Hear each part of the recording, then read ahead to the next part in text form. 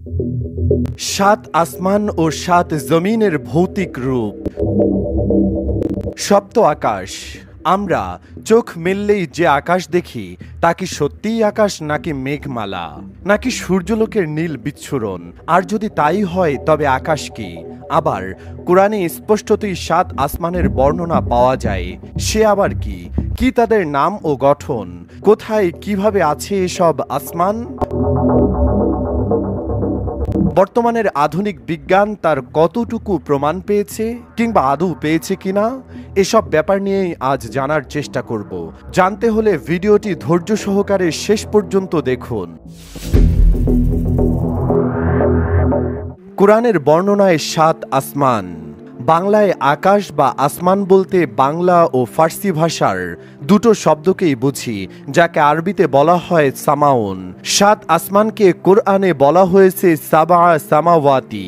ইসলাম ধর্মের পবিত্র গ্রন্থ আল কোরআনে পরম করুণাময় মহান সৃষ্টিকর্তা আল্লাহ বলেন, তিনি সেই সত্তা আল্লাহ যিনি সৃষ্টি করেছেন যা কিছু জমিনে রয়েছে সেই সব।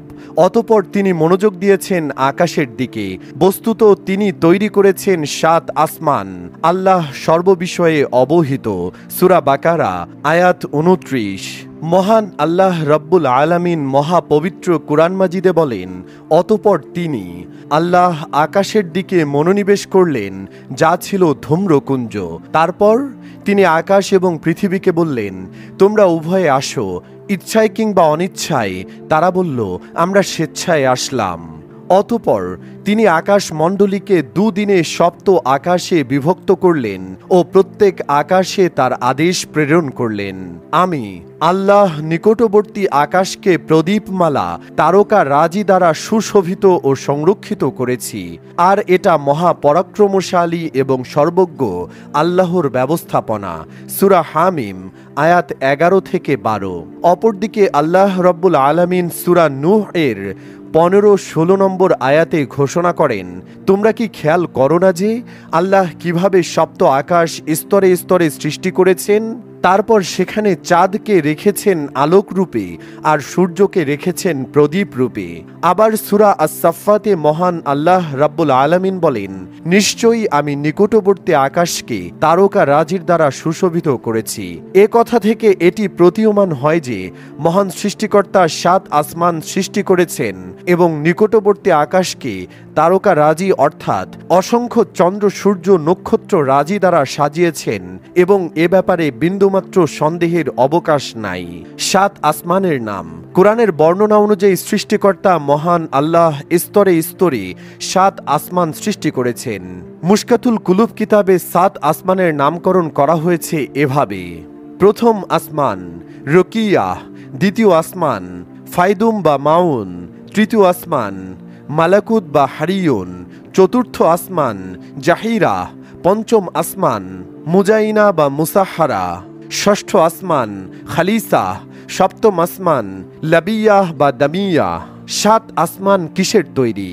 মহাপরাক্রমশালী আল্লাহ সাত আকাশ সৃষ্টি করেছেন এবং পৃথিবীও সেই পরিমাণে। এসবের মধ্যে তার আদেশ নিদর্শন অবতীর্ণ হয় যাতে মানুষ জানতে পারে যে আল্লাহ সর্বশক্তিমান এবং সবকিছু তার গোচরীভূত। সাত আসমান কিসের তৈরি তা সুনিশ্চিতভাবে ধারণা পাওয়া যায় না, তবে মুশাকাতুল কুলুব নামক কিতাবে তা বর্ণনা করা হয়েছে এভাবে: এক, প্রথম আসমান বা রকিয়াহ দুধের চেয়েও অধিক সাদা। দুই, দ্বিতীয় আসমান বা ফাইদুম বা মাউন লৌহ দ্বারা নির্মিত, তা থেকে আলোক রশ্মি বিচ্ছুরিত হয়। তিন, তৃতীয় আসমান বা মালাকুত বা হারিয়ুন তামার নির্মিত। চার, চতুর্থ আসমান বা জাহিরাহ চোখের সামনে আধার সৃষ্টিকারী সাদা রৌপ্য দ্বারা নির্মিত। পাঁচ, পঞ্চম আসমান বা মুজাইনা বা মুসাহারা লৌহ স্বর্ণ দ্বারা নির্মিত। ছয়, ষষ্ঠ আসমান বা খালিসা আলোকিত মুক্তা দ্বারা নির্মিত। সাত, সপ্তম আসমান বা লাবিয়াহ বা দামিয়াহ লাল ইয়াকুত দ্বারা নির্মিত এবং এর মধ্যেই বাইতুল মামুর অবস্থিত। সূত্র মুশাকাতুল কুলুব, পৃষ্ঠা 19। 7 আসমান সৃষ্টির রহস্য কি? সৃষ্টির রহস্য একমাত্র সৃষ্টিকর্তাই জানেন, তবে অধিকাংশ ক্ষেত্রে তিনি এগুলোকে তার সৃষ্টির নিদর্শন হিসেবেই অভিহিত করেছেন। যে কোনো সৃষ্টি থেকে আল্লাহর জাত ও সিফাতের পরিচয় পাওয়া যায়। এ বিষয়ে হাদিসে কুদসিতে আল্লাহ তাআলা বলেন, তোমরা স্রষ্টাকে নয় সৃষ্টিকে নিয়ে চিন্তা করো। 7 আসমানের বৈজ্ঞানিক ব্যাখ্যা। 7 আকাশের বৈজ্ঞানিক ব্যাখ্যায় যাওয়ার আগেই কিছু বিষয় ক্লিয়ার করা দরকার।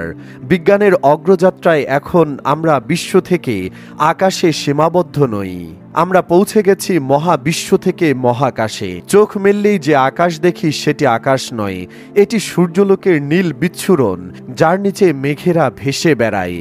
বস্তুত আকাশ বা মহাকাশের কোনো নিজস্ব বর্ণ নেই, অথচ আমাদের আকাশ নীল। আমরা খালি চোখে যা দেখি তা মোটেও আকাশ বা আসমান নয়, এটি মহাশূন্য, যেখানে ভেসে বেড়াচ্ছে সৃষ্টিকর্তার অসংখ্য সৃষ্টি। এই প্রথম মহাশূন্যে কি আছে তা আবিষ্কার ও অনুসন্ধান করতেই হিমশিম খেতে হচ্ছে আমাদের মহাবিজ্ঞানীদের। অথচ কোরআনের ভাষ্যমতে প্রথম মহাশূন্যের পর রয়েছে প্রথম মহাকাশ, তারপর দ্বিতীয় মহাশূন্য এবং তারপর দ্বিতীয় মহাকাশ, এভাবে বিশাল একটা মহাশূন্যের পর একটা মহাকাশ, এভাবে সপ্তম মহাকাশ বা আসমান। প্রথমটির তুলনায় দ্বিতীয়টি লক্ষ লক্ষ কোটি গুণ বড় ও বিশাল। যা হোক, বিজ্ঞানীদের জ্ঞানে প্রথম মহাশূন্যই মহাকাশ বা দ্য স্পেস বলে অভিহিত। এবার আসা যাক মহাবিশ্ব ও মহাকাশের কথায়। মহাকাশ মহাবিশ্ব অসীম। বিজ্ঞান যা যা আবিষ্কার করেছে বা যা কিছুর সন্ধান দিতে সক্ষম হয়েছে তার প্রত্যেকটি মহাকাশ বা মহাবিশ্বের এক একটি উপাদান মাত্র। উদাহরণ দিতে গেলে বলতে হয়, ধরুন আপনি যেখানে বসে এই ভিডিওটি দেখছেন সেটি পৃথিবী নামক গ্রহের একটি অতি ক্ষুদ্র অংশ। যার তুলনায় পৃথিবী কত বড় চিন্তা করতে পারেন? যার মাত্র 29 ভাগেই রয়েছে 2 শতাধিক দেশ, পাহাড়, বনভূমি, মরুভূমি, মালভূমি, সমতল ভূমি। বাকি 71 ভাগে রয়েছে পানি আর পানি। এই পৃথিবীকে আলো দেওয়া ছোট্ট সূর্যের দিকে যখন তাকান তখন কি ভাবতে পারেন সূর্য কত বড়? অথচ বিজ্ঞান বলছে সূর্য পৃথিবীর তুলনায় প্রায় 13 লক্ষ গুণ বড়। পৃথিবী থেকে যার দূরত্ব হল 149.77 মিলিয়ন কিলোমিটার বা প্রায় 15 কোটি কিলোমিটার। আবার সূর্য কেবল একটিমাত্র স্টার বা তারা, যাকে কেন্দ্র করে ঘুরছে পৃথিবী, মঙ্গল, বৃহস্পতির মতো গ্রহগুলো এবং তাদের উপগ্রহগুলো। সূর্যের পর পৃথিবীর নিকটতম তারা হল প্রক্সিমা সেন্টারাই, তারপর আলফা সেন্টারাই এ, আলফা সেন্টারাই বি, এমন করে ইটা ক্যারিনা, প্যাটেল জুসের মতো অসংখ্য তারকারাজি। অথচ প্যাটেল জুস সূর্যের তুলনায় 33 কোটি গুণ বড়। এরকম কোটি কোটি তারকা নিয়ে আমাদের গ্যালাক্সি মিল্কি ওয়ে গঠিত। মিল্কি ওয়ে গ্যালাক্সির সবচেয়ে কাছের গ্যালাক্সির নাম এন্ড্রোমেডা, যেখানে আলোর গতি প্রতি সেকেন্ডে 1,86,000 মাইল। আবার আলো 1 বছরে যে দূরত্ব অতিক্রম করে তাকে বলে আলোকবর্ষ। সেখানে আলোর গতিতে গেলে আমাদের গ্যালাক্সি থেকে সবচেয়ে কাছের গ্যালাক্সি এন্ড্রোমেডায় যেতে সময় লাগবে 2.5 মিলিয়ন বা 25 লক্ষ আলোকবর্ষ। প্রথম মহাশূন্যে এরকম কতগুলো গ্যালাক্সি বা ছায়াপথ এবং কৃষ্ণ গহ্বর অথবা সূর্যের মতো আরও কোনো তারাকে কেন্দ্র করে আরও কোনো বলয় রয়েছে কিনা সে ব্যাপারে বিজ্ঞান আমাদের পরিষ্কার ধারণা দিতে পারে না। কিন্তু বিজ্ঞানের এত উন্নতি সাধনের পরও কেন বিজ্ঞান ব্যর্থ? কারণ বিজ্ঞান বলছে আমরা 4 মাত্রার জগতের বস্তু দেখতে পাই। এই 4টি মাত্রা হল দৈর্ঘ্য, প্রস্থ, উচ্চতা এবং সময়। প্রথম মহাশূন্যে যে যে বস্তু আমরা দেখতে পাই তার সবই এই মাত্রা দিয়ে গঠিত। এর বাইরে প্রথম মহাশূন্যের অনেক কিছু আমরা দেখতে পারি না, কোনো কোনো ক্ষেত্রে অনুভব করতে পারি। আধুনিক বিজ্ঞানের স্ট্রিংয়ের তত্ত্ব অনুযায়ী আরও 6টি মাত্রা আছে, তবে বিজ্ঞানের এই শাখাগুলোর বেশিরভাগ তথ্যই অনুমান নির্ভর। আবার আমরা অনেকেই ডার্ক ম্যাটার বা মহাকাশের অদৃশ্য শক্তির উপস্থিতি সম্পর্কে জানি। সম্প্রতি মহাকাশের বিজ্ঞানীরা 6 মাত্রার ডার্ক ম্যাটারের উপস্থিতি সম্পর্কে নিশ্চিত হয়েছেন।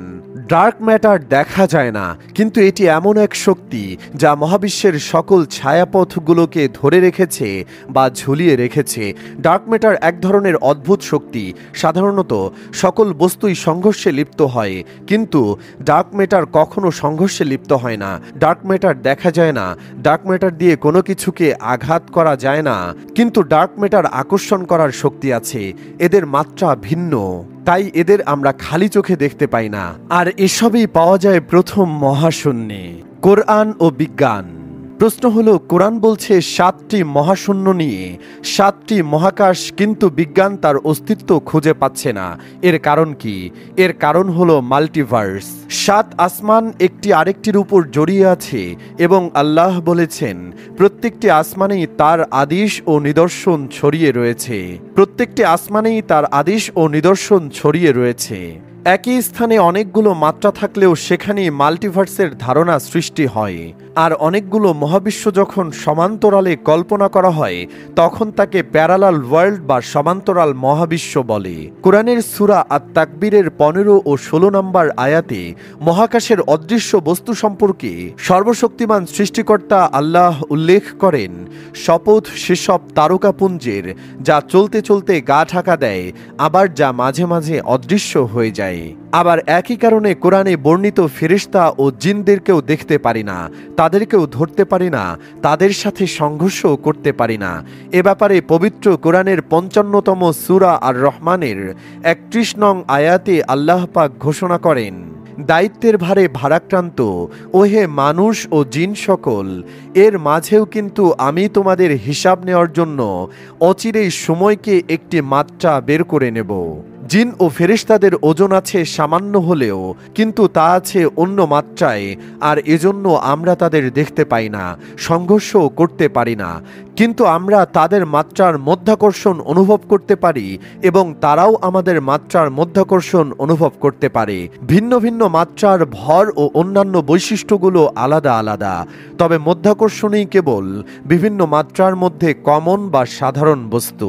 আমাদের দৃশ্যমান কাছের আকাশের উপর আরও 6টি আকাশ আছে। জিনরা যেমন অদৃশ্য, ঠিক তেমনি ওই 6টি আকাশের বস্তুগুলো অদৃশ্য। আমরা তাদের দেখতে পারি না, সংঘর্ষও করতে পারি না, কিন্তু তাদের মধ্যাকর্ষণ বল অনুভব করতে পারি। সর্বোপরি মহান মালিক তার বান্দাকে যতটুকু জ্ঞান দেন মানুষ ঠিক ততটুকুই জানতে পারে। তিনি আল্লাহ যখন যাকে যেভাবে জ্ঞান দান করার ইচ্ছা পোষণ করেন ঠিক তখন সেভাবেই তাকে জ্ঞান দান করেন। যদি কখনো সৃষ্টিকর্তার অপার কৃপা হয়, ভবিষ্যতে নতুন মাত্রা, ডার্ক ম্যাটার কিংবা মাল্টিভার্সের মতো হাজারো জিনিস আবিষ্কারের মাধ্যমে উত্তর আধুনিক বিজ্ঞান কোরআনে বর্ণিত বিষয়গুলো উন্মোচন করলে করতেও পারে। সে পর্যন্ত আমাদেরকে সৃষ্টিকর্তার উপরই ভরসা করতে হবে, কেননা একমাত্র তিনিই মানুষের জ্ঞানের পরিধি নির্ধারণ করেন। কোরআন ও সুন্নাহ দ্বারা একটি প্রতিষ্ঠিত কথা যে 7 আসমান যেমন থরে থরে সাজানো আছে, ঠিক তেমনি 7 তবক জমিনও থরে থরে সাজানো আছে। যেমন আল্লাহ তাআলা বলেন, তিলিসমাতি দুনিয়া আপনার আধ্যাত্মিক সমাধান। মহান রাব্বুল আলামিন পবিত্র কালাম পাকে বলেন, নিশ্চয় আমি কোরআনকে সকল কিছুর শেফা হিসেবে নাজিল করেছি। আপনি কি আধ্যাত্মিক সমস্যায় ভুগছেন? জিন, জাদু বা বদনজরের দ্বারা আক্রান্ত? আপনি কি নিজেই হতে চান একজন শরীয়ত সম্মত মোদাব্বির ও ইসলামিক রুকাইয়া মাস্টার? যে কোনো আধ্যাত্মিক সমস্যার শরীয়ত সম্মত সমাধান পেতে এবং নিজেকে আধ্যাত্মিক জগতের একজন সফল মোদাব্বির হিসেবে গড়তে ভিজিট করুন তিলিসমাতি দুনিয়া। আমাদের আধ্যাত্মিক শিক্ষা কোর্সসমূহ: ইলমুল আমালিয়াত, ইলমুল তাওয়িজাত, ইলমুল আদাদ, ইলমুল আজাইব, ইলমুল কালাম, ইলমুল জাফর, ইলমুল হিকমা, ইলমুল রুহানিয়াত, ইলমুল কারামাত, ইলমে শিফা। ইসলামিক শরিয়া সম্মত আধ্যাত্মিক সমস্যা সমাধান ও প্রশিক্ষণের জন্য আমাদের সাথে যুক্ত হন। ওয়েবসাইট তিলিসমাতি-দুনিয়া.com। আল কোরআনের ক্ষমতার সাথে পরিচিত হন এবং আধ্যাত্মিক সমস্যার সমাধান পান। আজই তিলিসমাতি দুনিয়ার সাথে যুক্ত হন। আল্লাহই সৃষ্টি করেছেন সপ্ত আসমান এবং জমিনও অনুরূপ। এগুলোর মধ্যে নেমে আসে তার নির্দেশ, যাতে তোমরা বুঝতে পারো যে অবশ্যই আল্লাহ সর্ববিষয়ে সর্বশক্তিমান এবং জ্ঞানে আল্লাহ সবকিছুকে পরিবেষ্টন করে রয়েছেন। সূরা তালাক আয়াত 12। এই আয়াতের ব্যাখ্যায় তাফসিরবিদগণের বক্তব্য, এক, তাফসিরে আহসানুল বায়ানে বলা হয়েছে, অর্থাৎ 7 আসমানের ন্যায় 7 জমিনও আল্লাহ সৃষ্টি করেছেন। কেউ কেউ এর অর্থ করেছেন 7টি প্রদেশ, তবে এ কথা ঠিক নয়, বরং যেখানে উপর্যুপরি 7টি আসমান রয়েছে অনুরূপ 7টি জমিনও রয়েছে। এগুলোর মধ্যে দূরত্ব ও ব্যবধানও আছে এবং প্রত্যেক জমিনে আল্লাহর সৃষ্টি আবাদ রয়েছে। কুর্তুবী। বহু হাদিস দ্বারা এ কথার সমর্থনও হয়, যেমন নবী সাল্লাল্লাহু আলাইহি ওয়াসাল্লাম বলেছেন, যে ব্যক্তি জুলুম করে বিঘত পরিমাণ জমিন আত্মসাৎ করবে, কিয়ামতের দিন 7 তবক জমিনকে তার গলায় ঝুলিয়ে দেওয়া হবে। মুসলিম। বাণিজ্য অধ্যায়, জুলুম করা হারাম পরিচ্ছেদ।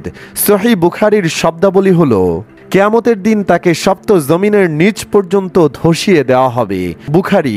মাজালিম অধ্যায়, জমিন আত্মসাৎ করার পাপ পরিচ্ছেদ। কেউ কেউ এটাও বলেন যে প্রত্যেক জমিনে ওই রকম পয়গম্বর রয়েছেন যেরকম পয়গম্বর তোমাদের জমিনে এসেছেন, যেমন আদমের মতো আদম, নুহের মতো নূহ, ইব্রাহিমের মতো ইব্রাহিম এবং ঈসার মতো ঈসা আলাইহিমুসসালাম।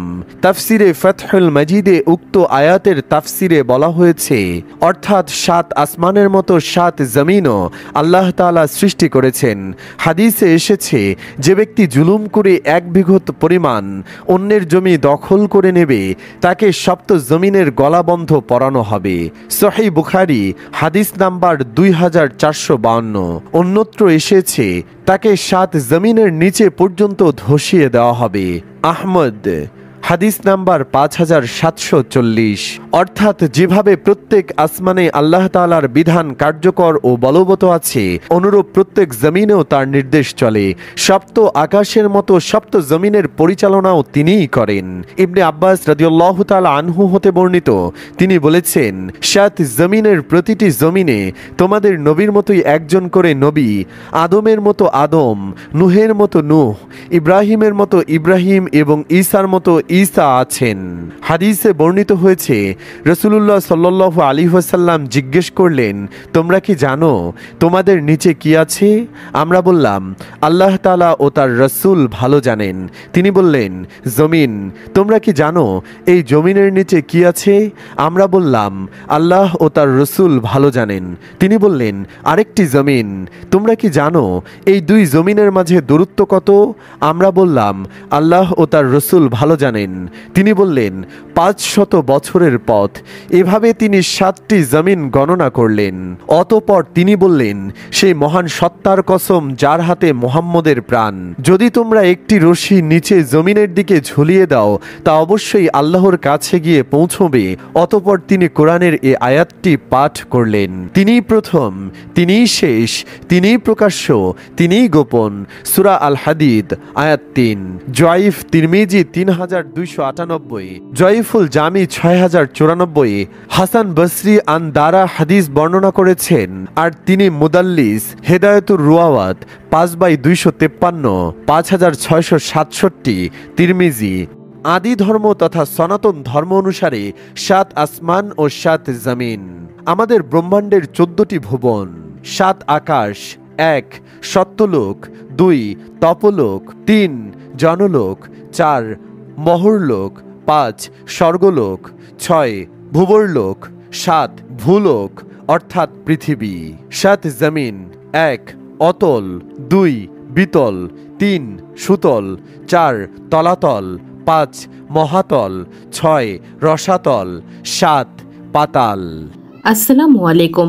সংক্ষিপ্তভাবে বুঝিয়ে দিচ্ছি, কোনো একটি প্রোডাক্ট পছন্দ হলে কিভাবে এখান থেকে অর্ডার করবেন। প্রথমেই আমাদের সার্ভিসসমূহ থেকে বেছে নিন আপনি কোন ক্যাটাগরির সার্ভিস বা প্রোডাক্ট নিতে চাচ্ছেন। এখানে যে প্রোডাক্ট অর্ডার করতে চান তা সিলেক্ট করুন। সিলেক্ট করার পর প্রোডাক্ট বা সার্ভিসের প্রাইস এবং বিস্তারিত দেখতে পারবেন। প্রোডাক্ট বা ক্লাস বা বইটির ব্যানারের ওপরে ক্লিক করুন। নতুন ইন্টারফেস ওপেন হবে। এরপর অ্যাড টু কার্টে ক্লিক করুন। এরপর নিউ ইন্টারফেস ওপেন হবে, সেখানে চেকআউটে ক্লিক করুন। যদি একাধিক প্রোডাক্ট অর্ডার করতে চান তবেও পূর্বের প্রসেস ফলো করে কার্ডে অ্যাড করুন এবং তারপর একসাথে চেকআউটে ক্লিক করুন। এরপর নতুন ইন্টারফেস ওপেন হলে নির্দিষ্ট ঘরে আপনার নাম, ঠিকানা, ফোন নাম্বার ও ইমেল অ্যাড্রেস দিয়ে নিচের দিকে প্রসিড টু চেক আউটে ক্লিক করুন। এরপর আসা নিউ ইন্টারফেসে মোবাইল ব্যাংকিং অথবা ব্যাংক ট্রান্সফারের মাধ্যমে পেমেন্ট করে আপনার অর্ডার কনফার্ম করুন। পেমেন্ট কনফার্ম হওয়ার সাথে সাথে পুরো ক্লাস পিডিএফ আপনার ফোনে জিপ ফাইল আকারে ডাউনলোড হয়ে যাবে ইনশাল্লাহ। এরপর জিপ ফাইলে ক্লিক করে আনজিপ করে ক্লাস অথবা পিডিএফ বুঝে নিন। ফিজিক্যাল প্রোডাক্ট অর্ডারের ক্ষেত্রেও সেম প্রসেস ফলো করে অর্ডার কনফার্ম করলে আপনার উদ্দিষ্ট সার্ভিসটি আপনার ঠিকানায় পাঠিয়ে দেওয়া হবে ইনশাআল্লাহ তাআলা। আপনার মতামত ও রিভিউ দিতে হোম পেজের সর্বশেষে সাবমিট রিভিউতে ক্লিক করে রিভিউ প্রদান করুন। আল্লাহ সবার কল্যাণ করুন। তেলেসমাতি দুনিয়ার সাথেই থাকুন। ফিয়ামানিল্লাহ। সূর্য থেকে চন্দ্রের দূরত্ব 1 লক্ষ যোজন বা 12 লক্ষ কিলোমিটার। চন্দ্র থেকে 1 লক্ষ যোজন বা 8 লক্ষ মাইল ঊর্ধ্বে নক্ষত্রমণ্ডল অবস্থিত। নক্ষত্রমণ্ডল থেকে 2 লক্ষ যোজন বা 24 লক্ষ কিলোমিটার ঊর্ধ্বে বুধ গ্রহ অবস্থিত। বুধ গ্রহ থেকে 2 লক্ষ যোজন বা 24 লক্ষ কিলোমিটার ঊর্ধ্বে শুক্র গ্রহ অবস্থিত। শুক্র গ্রহ থেকে 2 লক্ষ যোজন বা 24 লক্ষ কিলোমিটার ঊর্ধ্বে মঙ্গল গ্রহ অবস্থিত। মঙ্গল গ্রহ থেকে 2 লক্ষ যোজন বা 24 লক্ষ কিলোমিটার ঊর্ধ্বে বৃহস্পতি গ্রহ অবস্থিত। বৃহস্পতি গ্রহ থেকে 2 লক্ষ যোজন বা 24 লক্ষ কিলোমিটার ঊর্ধ্বে শনি গ্রহ অবস্থিত। শনি গ্রহের 12 লক্ষ কিলোমিটার উপরে সপ্তর্ষি মণ্ডল অবস্থিত। সপ্তর্ষি মণ্ডলের 12 লক্ষ কিলোমিটার উপরে ধুব্রলোক অবস্থিত। ভুগুমুদিনের লোক মহরলোক থেকে ধুব্রলোকের দূরত্ব 1 কোটি যোজন অর্থাৎ 12 লক্ষ কিলোমিটার। মহরলোক থেকে চতুষ্কুমারদের লোক জনলোকের দূরত্ব 1 কোটি যোজন অর্থাৎ 12 কোটি কিলোমিটার। জনলোক থেকে বৈরাজ দেবগণের বাসস্থান তপলোকের দূরত্ব 8 কোটি যোজন বা 96 কোটি কিলোমিটার ঊর্ধ্বে। তপলোক থেকে 4 কোটি যোজন ঊর্ধ্বে অর্থাৎ 48 কোটি কিলোমিটার দূরত্বে সত্যলোক বা ব্রহ্মার স্থান অবস্থিত। সূর্যমণ্ডলের 10,000 অর্থাৎ 80,000 মাইল নিচে রাহু গ্রহ অবস্থিত। রাহু গ্রহের 10,000 অর্থাৎ 80,000 মাইল নিচে ভূবরলোক অবস্থিত। ভূবরলোকের 100 যোজন অর্থাৎ 1200 কিলোমিটার নিচে ভূলোক বা পৃথিবী। পৃথিবীর নিচে রয়েছে সপ্ত পাতাল লোক। প্রতি 10,000 যোজন অর্থাৎ 80,000 মাইল অন্তর অন্তর যথাক্রমে অতল, ময়দানবের পুত্র বলের অবস্থান, বিতল, হরগৌরীর অবস্থান, সুতল, বলি মহারাজ, তলাতল, ময়দানবের অবস্থান, মহাতল, দৈত্য ও দানবদের বাস, রসাতল, বহু ফণাযুক্ত জ্যোতির্ময় মণি সম্পন্ন সর্পদের বাসস্থান ও পাতাল, বাসুকিরাজের অবস্থান, গ্রহলোক অবস্থিত। পৃথিবী থেকে পাতাললোকের দূরত্ব 70,000 যোজন বা 5,60,000 মাইল। পাতাল থেকে 30,000 যোজন অর্থাৎ 2,40,000 মাইল নিচে অনন্ত ধাম। পৃথিবী থেকে নরগ্রহের দূরত্ব 1,92,000 মাইল। 7 আসমান ও 7 জমিনের মৌলিক রূপ। শেষ সাথে মহান আল্লাহ প্রথম আসমানে নেমে আসেন, এই কথার রহস্য কি? হাদিসে আছে যে মহান আল্লাহ শেষ রাতে প্রথম আসমানে নেমে এসে বান্দাদেরকে বলতে থাকেন, কে আছো ক্ষমা চাও, আমি ক্ষমা করে দিব। কে আছো রিজিক চাও, আমি রিজিক প্রদান করব। এভাবে বান্দাদেরকে ডেকে ডেকে বলতে থাকেন। যারা বিশ্বাস করেন যে মহান আল্লাহ 7 আসমানে থাকেন, তারা এই হাদিসের অর্থ বুঝেন এইভাবে, শেষ রাতে মহান আল্লাহ 7 আসমান হতে প্রথম আসমানে নেমে বান্দাদের অতি নিকটবর্তী হয়ে যান এবং উপরিল্লিখিত কথাগুলো বলে বান্দাদেরকে তার কাছে যাওয়ার আহ্বান করেন। মহান আল্লাহ 7 আসমানে থাকেন এমন বিশ্বাসী একটা শ্রেণী এই হাদিসকে সরাসরি জাল বলে ঘোষণা দেন। অর্থাৎ তারা এটা বিশ্বাস করেন না যে শেষ রাতে মহান আল্লাহ 7 আসমান হতে প্রথম আসমানে নেমে আসেন। ইসলাম বিরোধীরা আবার এই এই হাদিসের রেফারেন্স দিয়ে ইসলামকে নিয়ে নানাভাবে ঠাট্টা তামাশা করেন। তারা যুক্তি দেখান, পৃথিবীতে যখন কোনো জায়গায় শেষ রাত থাকে, একই সময় তখন অন্য কোনো জায়গায় রাত শুরু হয়, তো কোনো কোনো জায়গায় দিন থাকে। আবার পৃথিবীর কোনো কোনো জায়গায় দীর্ঘদিন রাত কিংবা দিন খুব অল্প সময়ের জন্য হয়। এমন অবস্থায় মহান আল্লাহ শেষ রাতে 7 আসমান হতে প্রথম আসমানে নেমে বান্দাদেরকে রহমত লাভের আহ্বান কিভাবে জানাবেন? পৃথিবীর যে স্থানগুলোতে শেষ রাত থাকে, তখন মহান আল্লাহ আসমান হতে প্রথম আসমানে নেমে আসলে কি সেই সময় পৃথিবীতে যে স্থানগুলোতে দিন থাকে, সেই স্থানের প্রথম আসমানে নেমে আসেন না? এরকম নানাভাবে যুক্তি দিয়ে এই হাদিস নিয়ে ঠাট্টা বিদ্রূপ করা হয়। এভাবে যারা প্রশ্ন তোলেন, তাদের যৌক্তিক প্রশ্নের সন্তোষজনক উত্তর দিতে না পেরে কিংবা সঠিক উত্তর জানা না থাকায় মুসলমানদের একটা শ্রেণী সহজ পথ বেছে নিয়ে হাদিসটিকে অস্বীকার করে বসেন, অর্থাৎ এই হাদিসটিকে জাল বলে প্রচার করেন। হাদিসের মর্ম না বুঝলেই হাদিস জাল হয় না। আসুন হাদিসের মর্ম কথা জেনে নেই। সমাজের প্রচলিত বিশ্বাসে মহান আল্লাহ 7 আসমানে থাকেন বলে যে কথাটি প্রতিষ্ঠিত হয়ে আছে, 7 আসমান বলে বাস্তবের ভৌতিক আসমানকেই আমরা বুঝে থাকি। কিন্তু বাস্তবিক অর্থে এই হাদিস এ ভৌতিক আসমান নয়, বরং আসমানের মৌলিক রূপকে বোঝানো হয়েছে। আকাশ অর্থ শূন্য, মহাশূন্য। গোলাকার পৃথিবীর চতুর্পাশের আকাশ নামক মহাশূন্যে অসংখ্য গ্রহ, নক্ষত্র এবং এক গ্যালাক্সি হতে আরেক গ্যালাক্সি অবস্থান করে আছে। এ মহান আল্লাহ 7 আসমানে থাকেন বলে যে বিশ্বাস সমাজে প্রচলিত আছে, তা পরিপূর্ণ নয়। মহান আল্লাহর ভৌতিক রূপ আরশে আজিমে বিরাজমান। মহান আল্লাহর মৌলিক রূপ মানুষের মাঝে বিরাজমান। মানুষের হৃদয়ের 7টি স্তরকে মৌলিক 7 আসমান বলে বোঝানো হয়েছে। প্রত্যেকটি মানুষের হৃদয়ে অবস্থিত 7 আসমান নামক 7টি স্তরের সপ্তম স্তরে মহান আল্লাহর নূর সুপ্ত অবস্থায় থাকে। মানুষের হৃদয়ের 7টি স্তরের মধ্যে সপ্তম স্তরে মহান আল্লাহর নূর অবস্থান করে বলেই ধর্ম সম্পর্কে অজ্ঞ অর্থাৎ ইলমে কলবের জ্ঞানহীন আলেমরা এর মর্ম উপলব্ধি করতে না পেরে মহান আল্লাহ শুধু 7 আসমানে থাকেন বলে প্রচার করেছেন। মানুষ যখন কঠোর সাধনা করে নিজের হৃদয়ে অবস্থিত মহান আল্লাহর সুপ্ত নূরকে প্রজ্বলিত করতে সক্ষম হন, সেই ব্যক্তি রাত্রে ঘুমিয়ে থাকলে রাতের শেষ ভাগে সেই ব্যক্তির হৃদয়ে প্রজ্বলিত নূর হৃদয়ের সপ্তম স্তর হতে প্রথম স্তর পর্যন্ত আলোকিত করে দেয়। হৃদয়ের সপ্তম স্তর হতে মহান আল্লাহর নূর যখন প্রথম স্তরে চলে আসে, তখন সাধক ব্যক্তির ঘুম ভেঙে যায় এবং ঘুম হতে জাগ্রত হয়ে মহান আল্লাহর ইবাদতে মশগুল হয়ে যান। বান্দার হৃদয়ে মহান আল্লাহর প্রজ্বলিত নূর শেষ রাতে সপ্তম স্তর হতে প্রথম স্তরে ছড়িয়ে পড়াকে মহান আল্লাহ শেষ রাতে প্রথম আসমানে নেমে আসেন বলে বোঝানো হয়েছে। সমাজে তাসাউফের জ্ঞান বা ইলমে মারিফতের শিক্ষা না থাকায় আমরা অধিকাংশ মানুষই এই হাদিসের মর্মকথা জানি না। মহান আল্লাহ আমাদের ধর্মের সঠিক জ্ঞান দান করুন। আমিন।